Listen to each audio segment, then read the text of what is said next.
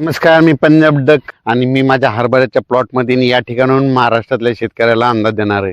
9, 10, 11 परत राज्यात थोडी थंडी वाढणार आहे, पण त्याच्यानंतर 12, 13च्या 14च्या दरम्यान परत राज्यात आभाळ येणार आहे. म्हणून हा अंदाज लक्षात घ्यायचा.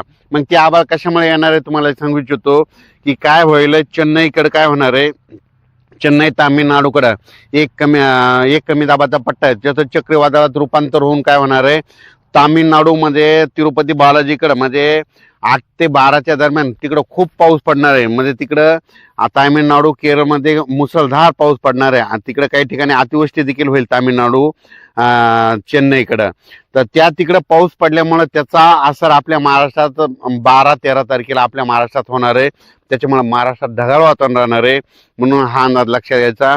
हे ढगाळ वातावरण हरभऱ्याला फुलं लागण्यासाठी खूप चांगलं असतं, वेलवर्गीय पिकासाठी देखील चांगलं असतं, टरबूज लावण्यासाठी चांगलं असतं, ऊस उगवण्यासाठी चांगलं असतं.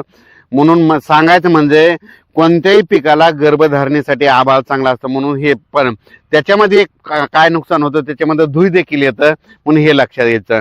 म्हणून राज्यात सध्या तरी आणखीन आज उद्याच्या दिवस थोडं ढगाळ वातावरण राहणार आहे, धुकं राहणार आहे. म्हणून तुम्ही तुमच्या फवारण्या करायच्या. त्याच्यानंतर राज्यात काय होणार आहे की 12-13च्या दरम्यान राज्यात परत ढगाळ वातावरण राहणार आहे. म्हणून हा अंदाज लक्षात घ्यायचा. 8, 9, 10, 11च्या दरम्यान राज्यात थंडी थोडी वाढणार आहे. म्हणून हे देखील लक्षात घ्यायचं. आणि हे आहे आमचा 81 नंबरचा हरभरा आहे. तुम्हाला सांगू इच्छितो, बऱ्याच शेतकऱ्याचे फोन आले की आम्ही पेरलाय आणि त्याला फुलं लागणार. तर तुम्हाला सांगतो, हे 81 नंबर हरभऱ्याला 48 दिवसापासून तर 70 दिवसापर्यंत इतके फुलं लागतात की खूपच फुलं लगेच घाट्यात रूपांतर होतं. आताला याला 54 दिवस आहे. आणखीन तुम्हाला म्हणलो ना, 70 दिवसाला तुम्हाला इथूनच हिरवपर्यंत इतकाला ह्या हरभरा वाढेल. ह्या हार्वेस्टिंग देखील काढता येतो. म्हणून याचं आणखीन एक विशेष आहे. मी म्हटलं होतं ना, जानेवारीच्या पहिल्या आठवड्यात वातावरण खराब होईन आणि कुठंतरी असे थेंब पडतील, शितोडे पडतील. तर तसे महाराष्ट्रात पडले, पण त्याच्यामुळे धुई देखील आली.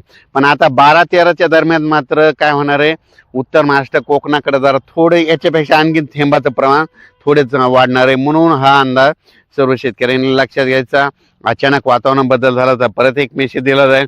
पण परत शेतकऱ्याला सांगू इच्छितो, सध्या आता ह्या जानेवारी महिन्यात सध्या वातावरणात ढगाळ वातावरण राहिलं, लगेच असं वातावरणात धुई राहणार आहे. म्हणून तुम्ही तुमच्या बुरशीनाशकाच्या कीटकनाशकाच्या फवारणी करून घ्या आणि आपलं पीक वाचवा. धन्यवाद.